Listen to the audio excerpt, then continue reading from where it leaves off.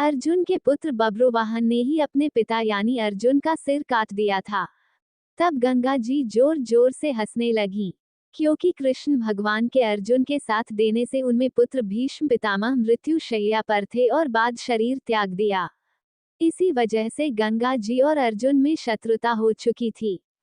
आज हम आपको महाभारत का एक ऐसा किस्सा सुनाने जा रहे हैं जब अर्जुन की मृत्यु पर मां गंगा जोर जोर से हंसने लगी थी और श्री कृष्ण ने तब अर्जुन की रक्षा की थी।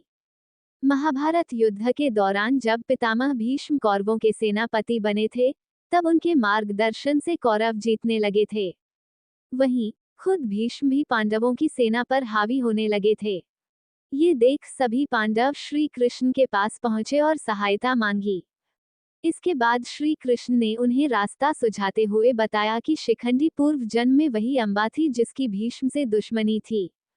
ऐसे में शिखंडी को युद्ध के मैदान में भीष्म के सामने उतारा जाए तो ही पांडव पितामह भीष्म पर विजय पा सकते हैं। ऐसा इसलिए क्योंकि शिखंडी का जन्म भले ही किन्नर के रूप में हुआ हो, लेकिन भीष्म उसे कन्या ही माना करते थे।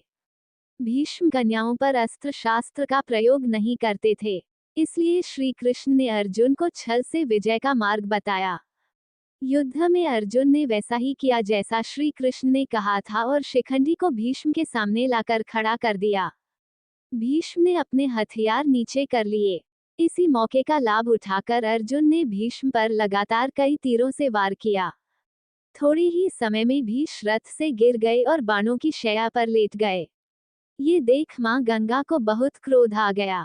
वह युद्ध के मैदान में प्रकट हुई और उन्होंने अर्जुन को श्राप दिया कि अर्जुन की मौत उसके अपने बेटे के हाथों ही होगी। कहा जाता है कि मां गंगा ने खुद अर्जुन की मृत्यु का भयंकर षड्यंत्र रचा था। उन्होंने अर्जुन के बेटे को मायाजाल में फंसाया था। अर्जुन के बेटे बब्रुवाहन को ऐसा भ्रमित कर दिया था कि उसने अपने ही पिता अर्जुन का सिर काटकर उनका वध कर दिया था। अर्जुन की मृत्यु होने के बाद मां गंगा वहां प्रकट हुई और अर्जुन की मौत पर जोर जोर से हंसने लगी। तभी श्री कृष्ण वहां आए और श्री कृष्ण ने की रक्षा। महाभारत कथा के अनुसार श्री कृष्ण ने अर्जुन को पुनः जीवित किया और अर्जुन के पुत्र बब्रुवाहन को मां गंगा की माया से मुक्त किया।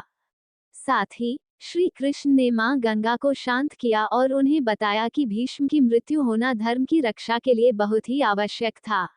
इस कारण से मां गंगा और अर्जुन के बीच दुश्मनी बंध गई थी और अर्जुन की मृत्यु पर मां गंगा जोर जोर से हंसने लगी थी।